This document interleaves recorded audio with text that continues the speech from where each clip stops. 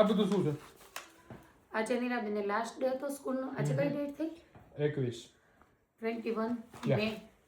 અને એટલે એનું બધું હવે થોડુંક રાખવાનું છે, રાખવું જવા દેવાનું છે, જવા દો. એટલે હું હાવ તો નથી ફેંકતી, પણ બોક્સ ભરું છું. ગયા વર્ષનું બોક્સ ભરવાનું છે, એટલે આજે જો આજ કરું છું.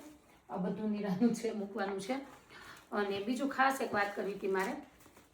કરણભાઈ જોશી છે, આપણે લાલો મૂવી છે ને, એના એક્ટર છે.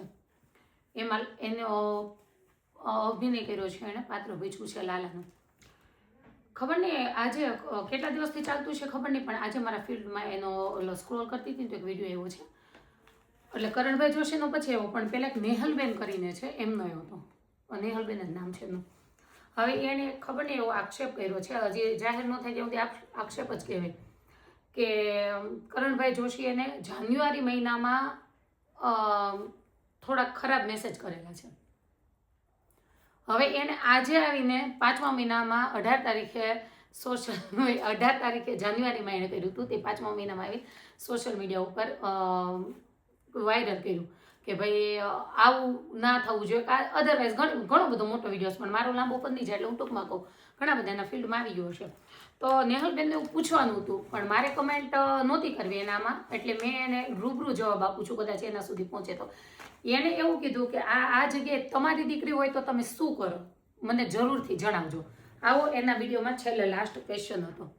તો હું એક વાત કહું તમને નેહલબેન, મારે જો કરણભાઈ જોશી કોઈ સગાવાલા નથી તમે સગાવાલા, અને તમે એવું નહીં કહેતા કે સ્ત્રીની દુશ્મન હોય, પણ હા મારી દીકરી હોય ને તમારી જગ્યાએ, તો મારા વિચારો પ્રમાણે હું હંમેશા લાઈવ કરીને એવું જ બોલું છું. દિવ્યાબેનના વિચારો સાથે તમારું લાઈવમાં સ્વાગત છે.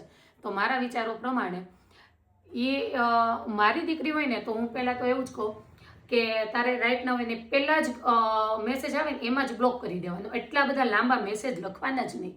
પહેલાં તો એ જ શીખવાડું. અને બીજા નંબરમાં એ શીખવાડું કે તું રાઈટ ના જ પગલાં લે, વધીને 1 કલાકમાં કે અડધી કલાકમાં, 1 દિવસે ના જવા દે. કદાચ તમે એવું પૂછતા હોય કે તમારી દીકરી હોય તો શું કરો, મારી દીકરી હોય તો હું કરું 5 મહિના નહીં જવા દેવાના. તમારી વિડીયોમાં બહુ લાંબો છે, તમે એવું એક્સપ્લેન કરો છો કે મને ત્યારે 4 જણાએ રોકવામાં આવી હતી. તો એવું એક્સપ્લેન કરો તમે આવીને વિડીયો ઉપર, સોશિયલ મીડિયા ઉપર. બધાની જિંદગી બરબાદ થતી હોય, જેવી રીતે દીકરીની તે એવી જ રીતે દીકરાની હોય, જેવી રીતે દીકરીની ચારિત્ર છે એવું રીતે દીકરાનું બી ચારિત્ર જ છે. તો એક્સપ્લેન કરો તમે સોશિયલ મીડિયા ઉપર આવીને કે ભાઈ ત્યારે તમને 4 જણા એડ કહેવાય તો અત્યારે કોના પુશ કરવાથી તમે આ ચાલુ કર્યું, પાછું 5 મહિને પછી કેમ આખું વળી. તો આવા બધે જવાબ દેવા પડે આપણે. એના કરતાં બેસ્ટ એ જ છે કે આપણે પોલીસ સ્ટેશન જઈ અને રાઈટ 1 કલાકમાં એને જે કાંઈ કાર્યવાહી થતી હોય એ કરી નખાય. આ મારો જવાબ છે.